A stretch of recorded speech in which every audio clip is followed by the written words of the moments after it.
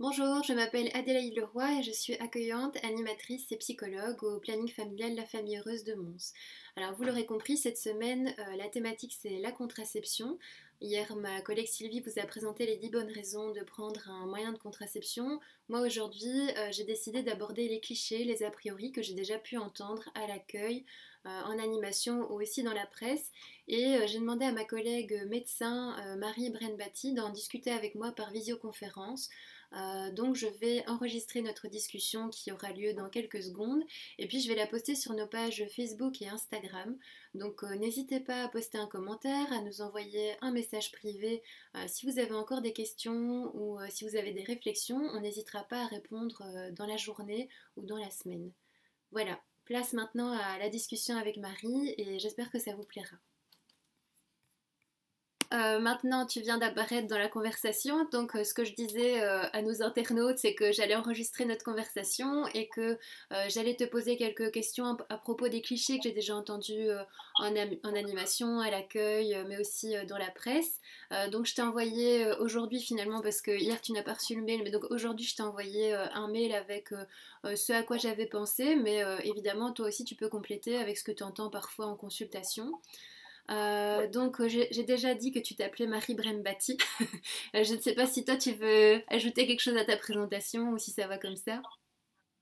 Je m'appelle Marie Brembati, je travaille au planning La Famille Heureuse et je suis médecin généraliste en cabinet sur GEMAP. Je suis en deuxième année d'assistanat en médecine générale. Ok, super. C'est vrai que je n'avais pas dit tout ça. Bah, donc parfait. Alors moi, ce que je te proposais, c'était peut-être avant tout, vu que la thématique de la semaine c'est la contraception, c'était de nous faire un petit récap des moyens de contraception auxquels tu penses, puisqu'après on va parler de tous les moyens de contraception. On ne va pas se concentrer uniquement sur la pilule. Donc, on va peut-être commencer du coup pour parler de la pilule, vu que c'est, on va dire, le moyen de contraception le plus connu. En tout cas, c'est le moyen de contraception qui est le plus demandé de prime abord quand quelqu'un vient au planning ou en consultation pour demander une contraception. Donc, il faut savoir qu'il n'y a pas la pilule, mais plusieurs pilules. Et parmi ces pilules, on va dire qu'il y a deux grandes familles. Il y a une famille, elles contiennent toutes des hormones, mais il y a une famille qui contient deux types d'hormones et une où il y a juste une seule hormone. Mhm. Pour la prescription, c'est au cas par cas. Il y a certaines personnes qui ne pourront pas prendre les pilules avec deux hormones. Les pilules avec une seule hormone, ça va être plus large. Ça va être surtout destiné aux femmes qui viennent juste d'accoucher ou qui sont plus âgées ou alors qui ont des problèmes médicaux qui contre-indiqueraient la première pilule.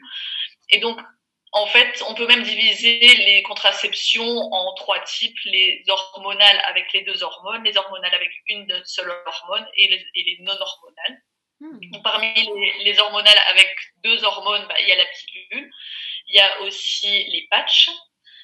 Pour ce qui est avec une seule hormone, il y a l'implant, il y a le stérilet hormonal, il y a la pilule, je crois que j'ai tout dit pour ça. Et pour les non-hormonales, il y a tout ce qui est contrôle de cycle naturel, il y a le stérilet au cuivre, et il y a aussi toutes les mesures barrières telles que le préservatif féminin ou masculin, le diaphragme, et les autres méthodes sans hormones.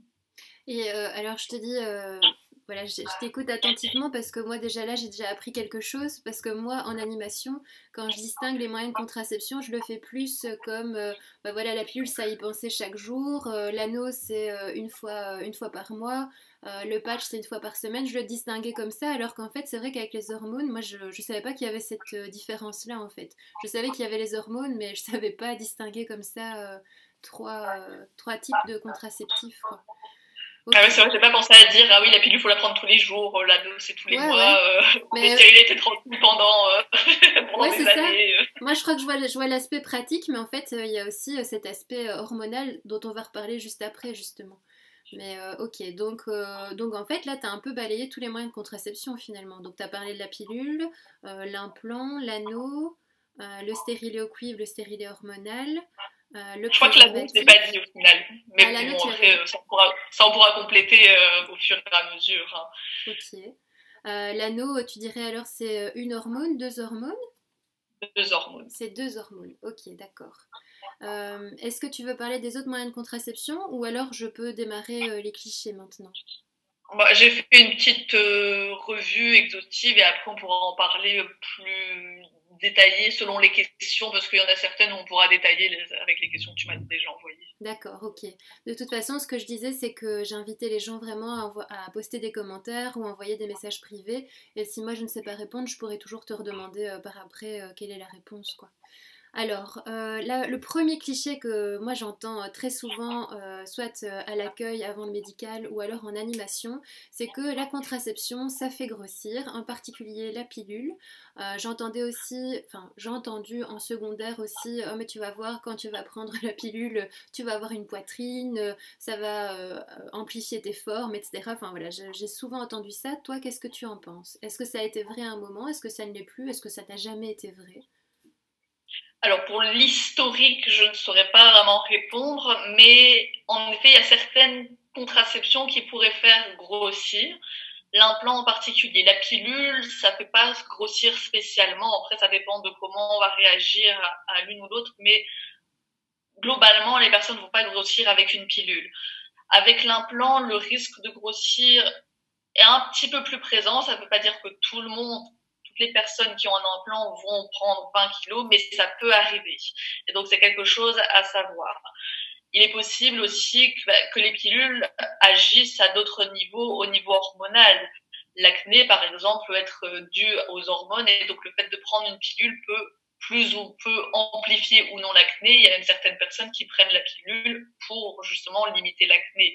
Pour le fait de faire grossir les seins, d'avoir des formes, non, pas spécialement. Ça peut agir au niveau des seins parce que voilà, au niveau des seins, il y a des récepteurs, donc des petites les hormones vont agir au niveau des seins et provoquer des tensions mammaires ou pas selon les hormones qu'il y a dans la contraception, mais ça ne veut pas dire que ça va le faire. Et de toute façon, en fonction de l'un ou l'autre effet secondaire, qu'il n'y a pas toujours, hein, il y a beaucoup de personnes qui supportent très bien leur pilule et qui n'ont pas besoin de changer, ben, on peut quand même toujours adapter les doses, les dosages pour que la personne supporte bien sa pilule, supporte bien sa contraception et ne soit pas embêtée avec. Hein. Le but, c'est quand même de ne pas embêter les gens. Et c'est pour ça d'ailleurs que quand c'est un premier contraceptif ou qu'on reprend après X temps une contraception, souvent on teste un contraceptif et puis on revient peut-être un mois après chez toi ou 3 mois après pour voir si tout va bien, s'il ne faut pas modifier en fait. Oui, c'est ça. Mhm. C'est ça. Et ça, il faut qu'on revoie les personnes. Hein. Chez certaines personnes, vont dire bah, je n'ai pas de problème, je vois pas l'intérêt de revoir le médecin pour ça. De toute façon, il y a besoin de revoir le médecin pour la prescription de la pilule. Mais nous, on le sait pas que la pilule, elle va bien, enfin, elle vous va bien. Et c'est ce qu'on veut savoir en tant que médecin, en tant que soignant, c'est de savoir si la pilule vous convient. Et après, ensuite, on voit si on la continue ou pas. C'est pour ça qu'au début, en tout cas moi personnellement, je préfère faire des petites prescriptions au départ, voir si la personne supporte bien la contraception, en tout cas pour les contraceptions qui peuvent se prendre au jour le jour comme la pilule. C'est vrai qu'avec l'implant ou le stérilet où on en a pour des années, bah, c'est un peu difficile de dire, juste avec une prescription. Mais voilà, en tout cas avec la pilule, on revoit les personnes pour réévaluer. Ok. Alors, la deuxième chose qui peut être souvent demandée, c'est est-ce que finalement il faut être majeur pour avoir droit à la contraception? Parce qu'il y en a beaucoup qui nous disent oui, mais moi j'habite encore chez mes parents, je suis encore peut-être trop jeune, moi j'ai pas l'impression, mais quand même, qu'est-ce qu'on va penser de moi? Après tout, je suis encore mineure, il y a aussi la majorité sexuelle. Est-ce que tu peux répondre à ça? Est-ce qu'il faut être majeur pour prendre une contraception? Alors non, mais même d'un point de vue légal, en fait, on n'a pas besoin d'être majeur pour aller chez n'importe quel médecin et donc d'avoir n'importe quelle prescription. Il y a des problèmes dont on n'a pas envie de parler à ses parents et on peut aller voir un médecin. Nous, enfin voilà, le personnel soignant est globalement, enfin tout le personnel soignant est soumis au secret médical. Donc ce qui reste dans le cabinet, enfin ce qui est dit dans le cabinet reste dans le cabinet. Donc on va dire plus la confidentialité ici il n'y a pas de souci, vous pouvez venir sans vos parents, ils n'ont même pas besoin de le savoir, il n'y a pas de souci. Après, voilà, tout le monde peut prendre une contraception à partir du moment où il en a besoin. Donc, à partir du moment où il y a une vie sexuelle, toujours mieux d'avoir une contraception pour éviter d'avoir des grossesses non désirées. Et certaines personnes prennent même une contraception sans avoir de vie sexuelle parce que, j'en ai parlé tout à l'heure, par exemple, il y a certaines personnes qui prennent la pilule pour l'acné ou pour des règles douloureuses pour les personnes qui ont des règles. Donc non, il n'y a pas de nécessité d'être majeur, d'avoir 18 ans pour avoir une pilule. Ajouter aussi qu'il y a beaucoup de pilules de contraception où il y a une intervention spéciale de l'INAMI, enfin de la sécurité sociale et des mutuelles, et beaucoup de pilules sont gratuites pour les personnes qui ont en dessous de 25 ans. Alors ça me permet d'ajouter que parfois il y en a qui nous disent ok, voilà, j'ai pas spécialement envie d'en parler à mes parents ou à toute autre personne, mais le fait de venir au planning ou d'aller chez le médecin, ça va apparaître dans les remboursements mutuels et donc ils seront quand même au courant. Donc là on les rassure et on leur dit que non, en fait il n'y a pas de descriptif de ce qu'ils font exactement avec les vignettes mutuelles et donc voilà, c'est pas comme ça non plus qu'ils seront au courant, quoi. Après, il y en a qui sont très libres d'en parler avec les parents et voilà, on les invite aussi à en parler avec eux, hein, mais c'est pas le cas de tout le monde, quoi. Alors, ma troisième question, là c'est plus une question, selon toi, jusqu'à quand est-ce qu'on peut prendre un moyen de contraception? Est-ce qu'il y a un âge limite? Voilà, est-ce qu'il y a un âge auquel on ne prend plus de moyens de contraception? Moi, je dirais jusqu'au moment où on n'est plus fertile. Donc, pour les femmes, jusqu'à la ménopause, et pour les hommes, jusqu'à temps que la personne avec qui ils sont, bon, si c'est des couples homosexuels hommes, a priori, il ne devrait pas y avoir de soucis au niveau contraception. Si après, c'est des dents. Voilà. Donc, on a été coupé, mais en gros, ce que tu étais en train de dire, c'est que mis à part pour les couples homosexuels où là il n'y a pas vraiment de soucis au niveau contraceptif, au niveau dans les couples homosexuels stables, parce que ça peut arriver aussi, il y a des personnes qui sont bisexuels ou alors qui sont en couple avec d'autres personnes, mais tant qu'on est dans un couple stable homosexuel, là ici, voilà, je pense que tout le monde sait comment on fait les bébés.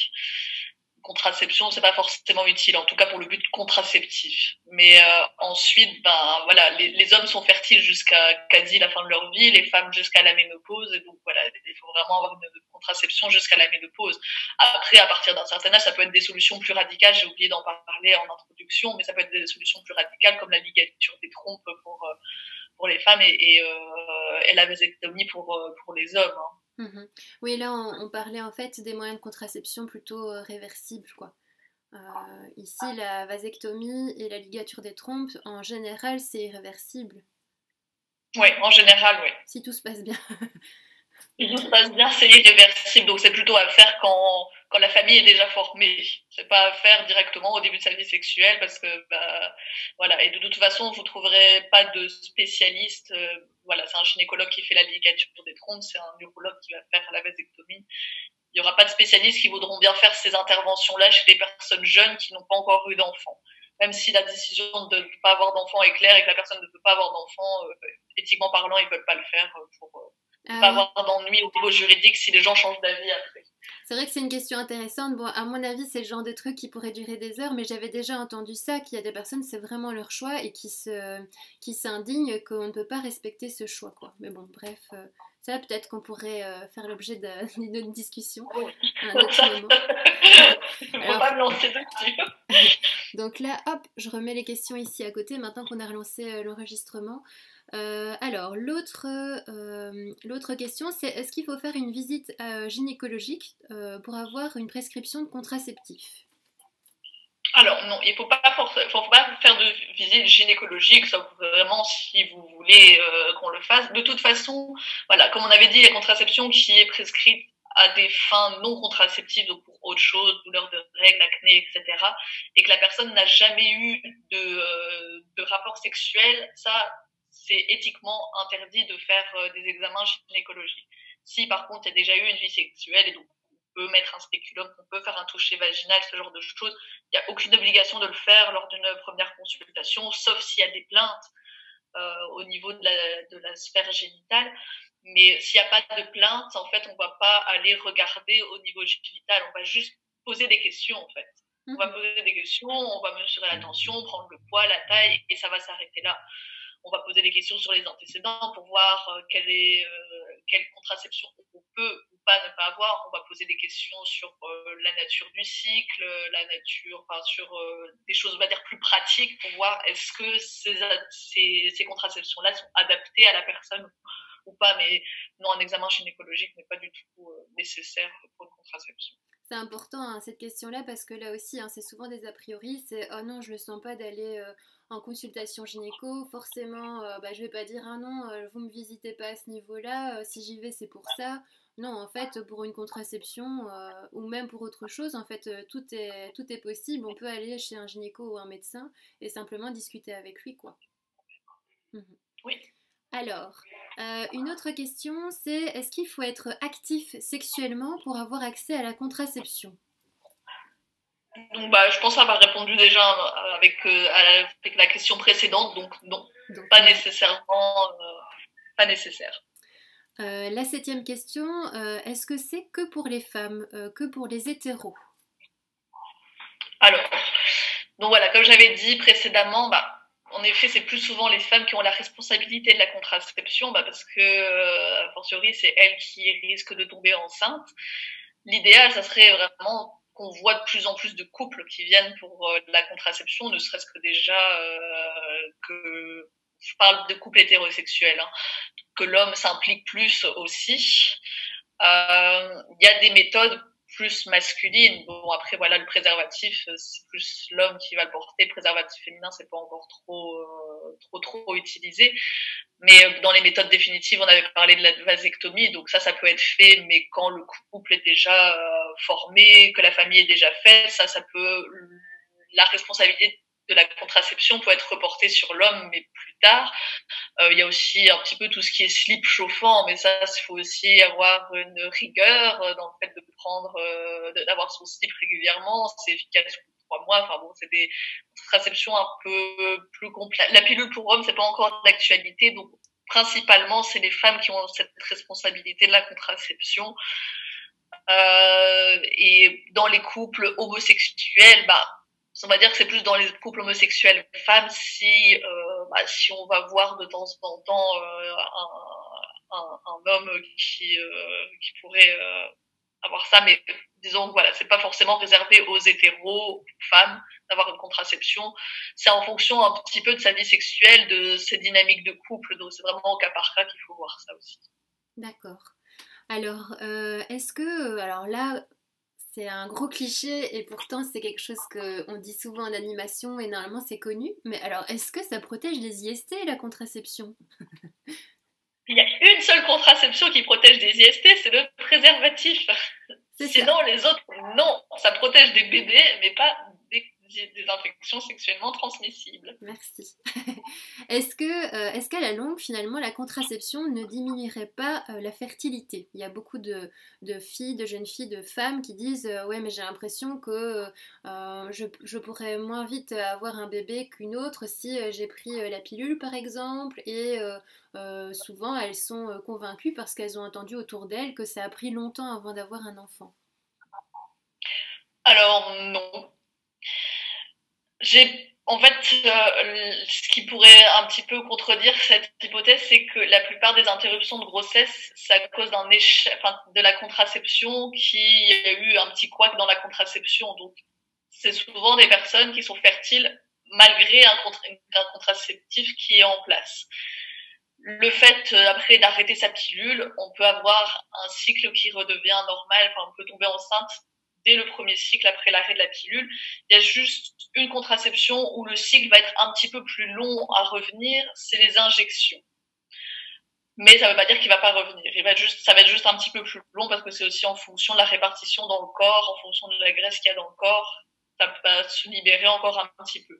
Sinon, le fait d'avoir une contraception au long terme, ça ne va pas diminuer la fertilité. Je voulais juste aussi ajouter, comme on a parlé un petit peu d'interruption de grossesse, que le fait d'avoir des interruptions de grossesse, ça ne va pas diminuer la fertilité non plus. Il ne faut pas avoir peur de ça, il ne faut pas culpabiliser parce qu'on va avoir une contraception, une interruption de grossesse et se dire ah bah alors après je ne pourrai plus avoir d'enfant, c'est pas vrai. Et on peut tomber enceinte après une interruption de grossesse plus tard. Ouais, c'est vrai que c'est important de le préciser. Ça me fait penser que ce que tu as dit juste avant, c'est que les injections, en fait, on n'en a pas parlé, mais il y a ça aussi comme moyen de contraception finalement. Chaque fois que je dis, c'était l'anneau Ouais? que j'avais oublié Ah, c'est moi qui ai de oublié. dire. Ok, d'accord. Ok, alors, là on arrive vers la fin. Puis-je me faire poser un stérilet si je n'ai jamais eu d'enfant?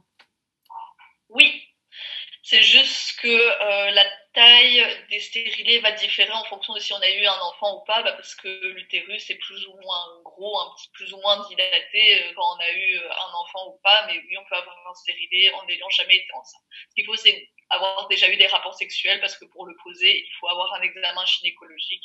Et comme j'ai dit précédemment, un examen gynécologique, ça ne se fait pas chez les vierges. Ok, d'accord. Alors, 11e question. Pour éviter d'avoir mes règles, puis-je prendre une pilule en continu, donc c'est-à-dire ne pas arrêter entre chaque plaquette? Est-ce que c'est mauvais pour la santé de prendre tout le temps la pilule sans avoir de période d'arrêt d'une semaine? Non. Alors, il y a beaucoup de craintes par rapport à ça, le fait de ne plus avoir ses règles. On a peur en fait que le sang stagne au niveau de l'utérus. C'est pas le cas. En fait, disons qu'il y a un climat hormonal qui fait que l'endomètre, donc c'est ce qui saigne en fait quand on a ses règles. Et donc, quand on prend la pilule, en fait, l'endomètre est tout fin et donc il n'a pas l'occasion de saigner. Le fait de la prendre en continu, on n'aura plus ses règles parce qu'on aura tout le temps les hormones qui vont faire en sorte que l'endomètre ne se développe pas.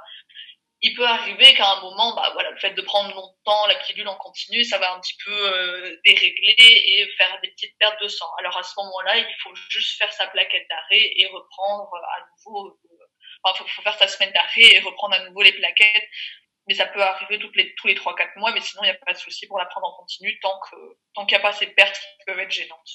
Et sinon, il Mais y a même s'il y a aussi... des pertes, elles sont pas graves, quoi. C'est juste gênant, mais c'est pas grave. Mhm.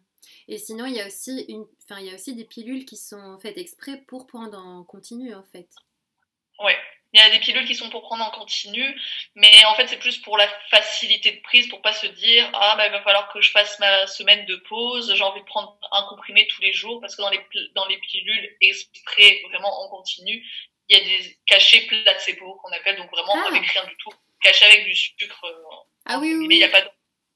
Alors, je pensais à Donc ces ça, pilules-là, mais je pensais surtout, tu sais, c'est ce qu'on appelle les micro-pilules. Donc, c'est vraiment des pilules qu'on prend tous les jours, mais qui sont toutes dosées, mais moins. Et du coup, ça permet de ne plus avoir ces règles, tu vois? je dois avouer que ça, c'est des pilules que je prescris pas, D'accord. parce que je les connais pas tant que ça et ça marche bien avec les pilules que je prescris plus Voilà. les pilules qui sont en une semaine. Mais ça existe Sinon, aussi, quoi. C'est ça. ça Mhm. existe chez qui ça marche, mais voilà, les pilules en continu dans ce cas-là, c'est pas vraiment du pilule en continu, c'est juste pour faciliter la prise, Mhm. etc. D'accord. Alors, là, on arrive sur l'avant-dernière question. Est-ce que c'est bon finalement toutes ces hormones?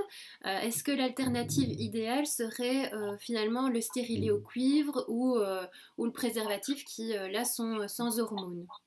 T'en as parlé un petit peu des hormones au tout début, mais qu'est-ce que t'en penses de ce truc-là? Parce que c'est quelque chose qu'on a beaucoup entendu parler dans la presse, il y a eu des scandales, etc. Toi, t'en penses quoi quand on te parle de ça?